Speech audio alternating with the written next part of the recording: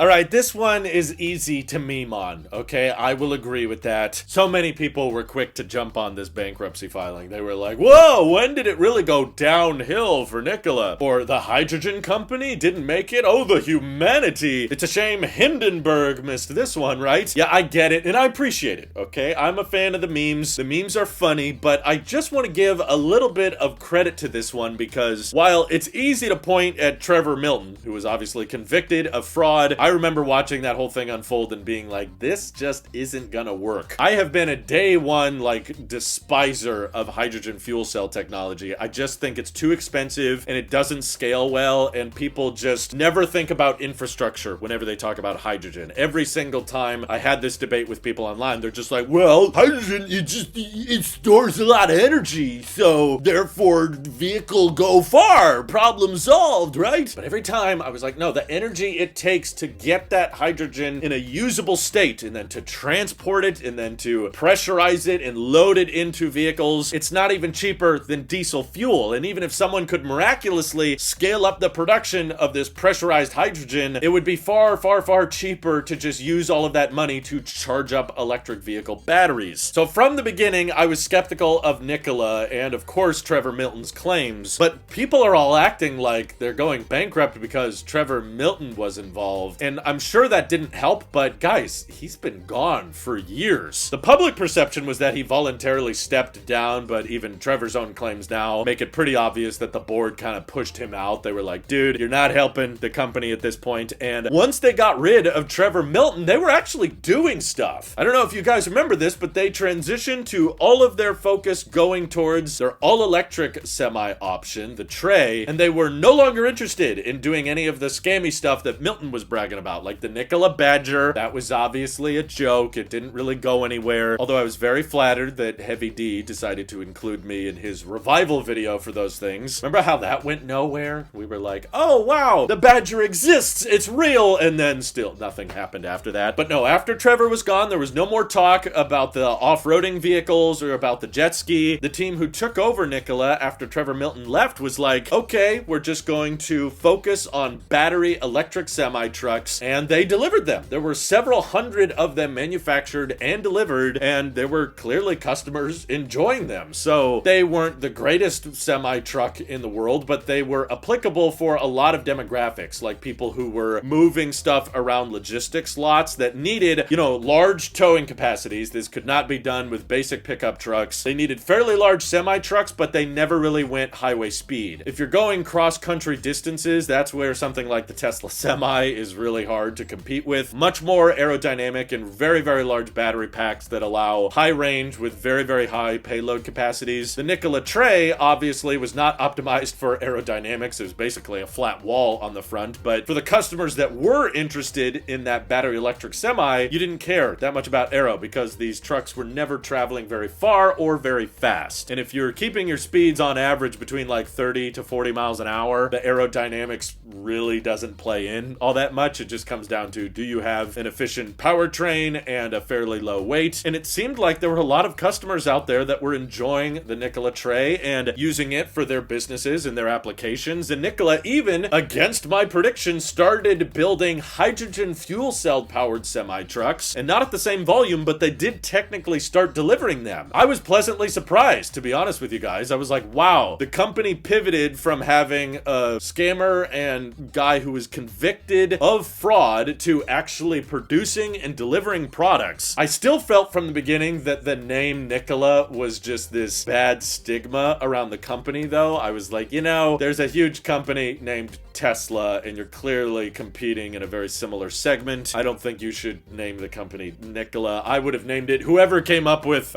fuel cell technology. Obviously, we don't know who that is, but someone could go Google it, name it after that guy or something. But they needed to pivot more, I think, to prevent all of the skepticism surrounding the brand following Milton, but they decided to keep the name the same. But I wanted to give them credit for zeroing in on just a couple of great products and not overpromising promising like Trevor Milton did by saying, oh yeah, we're installing fuel stations into the ground right now. We're going to have pickup trucks that go over 500 miles and we're going to have jet skis and ATVs and all that great stuff. No, they just said like, we're going to focus on a couple of things, which is what a startup should be doing. Just focus on one product and bringing that to market. And they did it, which I know from following lots of these different startups is no easy feat, especially something as complicated as a semi-truck. There's a lot of rules and a lot of regulations that go into that require really, really big battery packs. And especially with that cab over motor design, it's fairly complicated engineering to mass produce. So I want to give them credit for actually trying. And I think more people should acknowledge or at least be somewhat impressed that Nikola was able to pivot and last as long as they did after Trevor Milton left the company. Because once the bankruptcy headlines came out, everybody just wanted to focus on, oh yeah, Milton was a scammer and Milton didn't know what he was doing, which is the easy way out. It's just like blame the founder, blame the old CEO that obviously got pushed out by the board. But looking at what Nikola was as a company in just the last couple of years, ignoring the Trevor Milton era, I think they actually tried their best. And I want to give them credit for actually mass producing and delivering a product and finding a market for it, especially as a young startup company that was absolutely faced with a ton of criticism, and rightfully so. You know, the guy who was in charge of the company was doing some very, very shady things and promising all kinds of things that he couldn't deliver on, and literally went to prison over it. So there is absolutely reason that Nikola should have failed much, much earlier. Honestly, they probably could have declared bankruptcy and closed up shop right after he left, but they tried their best, and it turns out that, yeah, it's just kind of difficult for any young startup to get to profitability with an all-electric vehicle. You know, it'd be hard to do with a gas vehicle even today, but I do think there were probably some inherent limitations with the direction of the brand. The fact that the company was so convinced hydrogen was the future, I think, was a bad sign, because again, anybody who does the math on hydrogen costs and infrastructure costs, you'll quickly figure out it's just not profitable, and more importantly than that, it's just not desirable to fleet operators. You know, if you own a bunch of semi-trucks for your company, whether you're Walmart or Cisco, you're not going to be interested in switching to a more expensive fuel type. It's already going to be complicated and expensive to switch people from diesel trucks to all-electric trucks. Getting them to switch over to hydrogen, that would be more expensive upfront and more expensive to maintain, at least with the Tesla Semi program, which is expanding quickly. It might be a little bit more expensive upfront, and you've got to do a little bit of extra training to get people up to speed on how to drive an all-electric semi, but the good news is it's fairly simple. It's very software focused. Tesla's good at that kind of thing. And then at least you can, in the long term, justify that expense because it's cheaper, much, much cheaper to operate an all-electric semi truck than it is a diesel truck. You've got far fewer brake pads to replace, far fewer oil changes, and of course electricity when you're buying in bulk can be a lot more affordable than diesel fuel, of course. So I think if Nikola maybe would have focused a bit more on going all electric instead of partly hydrogen, which likely wasn't super profitable. They were kind of trying their best to build out hydrogen refueling stations for their customers, but it clearly was very capital intensive, and they likely needed to hit certain volumes of their semi trucks in order to break even that they just weren't hitting. Very difficult to ramp up production of a truck when each one requires, 500 to 700 kilowatt hours. We talk about Rivian and Lucid ramping up, they're talking like 100 kilowatt hour battery packs. Nikola was having to do several times that, and I'm sure the margins were not that great in the first place because you're ramping up and it's a new product and you've got to develop software for it and all that kind of thing. So it's challenging, but I just want to applaud Nikola for getting as far as they did despite the circumstances that Milton caused, and I think more people should acknowledge that. So obviously it's not a surprise that Nikola declared bankruptcy, but instead of me just standing back and saying, oh wow, they clearly didn't know what they were doing and they pivoted way too many times, I was like, no, they actually did a pretty good job considering the circumstances. So good try, Nikola, but I think even though this is chapter 11, this is pretty much the end of their story at this point. They don't have that many assets to sell off, so while they're trying to restructure the finances of the company, they're not going to get out of debt and they're not going to turn the situation around. So rest in pieces, Nikola. And what do you guys think was the ultimate failure of the company post-Milton? And do you agree with me that they should have changed the name of the company to try to disassociate with that negative stigma? Feel free to let me know all your thoughts down in the comments below. And thank you to everybody supporting this channel directly. Seriously, helps us out a ton, as does just watching these videos. So thanks again. Have an excellent rest of your day.